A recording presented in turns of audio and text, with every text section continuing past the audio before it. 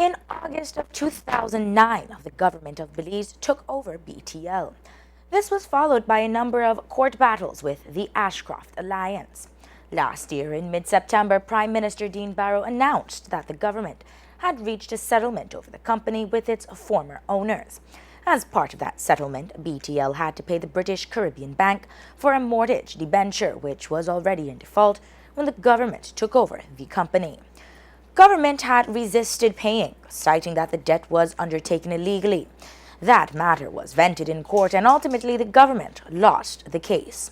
When he spoke to the nation last year, Prime Minister Barrow said the amount at the time was $48 million, which the government would pay initially, and that the amount would be paid back by the company. He said the government would also pay $65,300,000 as compensation for the acquisition of shares. Government calculated $1.44 per share, while the Ashcroft companies claimed that shares had a value of $10 per share. At the time, it was announced that an arbitration panel would come up with a figure between the two. Reports are that the initial figures are in and it is in the hundreds of millions of dollars.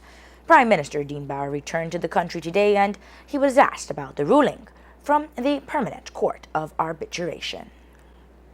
They've offered an outline of their core findings, the valuation method that they used, but both sides have a chance to turn their experts loose to review the valuation methodology and to see if the math adds up.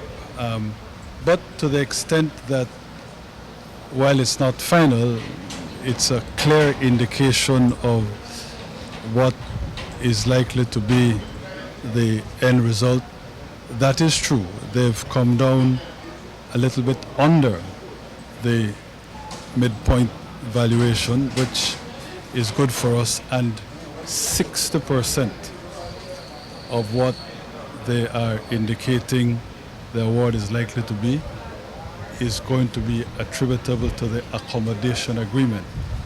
So since, as you know, I had agreed with Lord Ashcroft that any portion of the award that's attributable to the accommodation agreement will be in Belize dollars and must be spent in this country on projects to benefit the people of Belize, that also is good news. So all that will go out is 40% of the award. Our US dollar liability is therefore limited to that. And as I said, the Belize dollar portion will in fact be spent on good and charitable works in this country. Even taken toward its most favorable interpretation, that's still about 40 or 50 million US dollars that has to be paid out. Where will the government find the money? You know that we already, in fact, raised the legal limit on treasury bills, so we're going to do domestic borrowing. Remember also too, though, that we, under the agreement, we only pay half of it immediately, and then we have a year to pay the balance. Look, we knew we'd have to pay. We took the company and we knew we'd have to pay.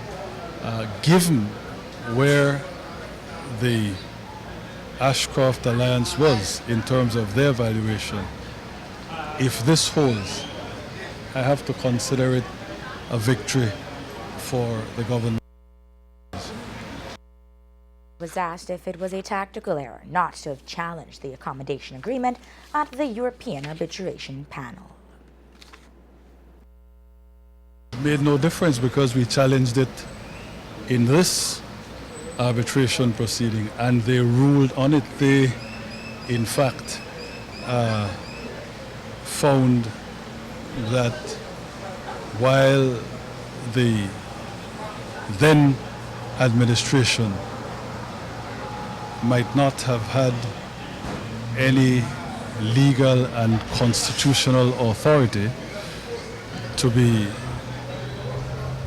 in fact, contracting for these huge tax giveaways without first going to the National Assembly, they found that the administration had apparent authority, that since the Attorney General offered them an opinion insisting that in fact the administration was entitled to do this, the petitioners, the former owners, could not be prejudiced by having relied on what the then administration said was entirely legal, signed off on by the Attorney General.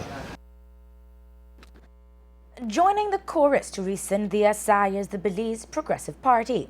Today, Patrick Rogers told Love News the point of view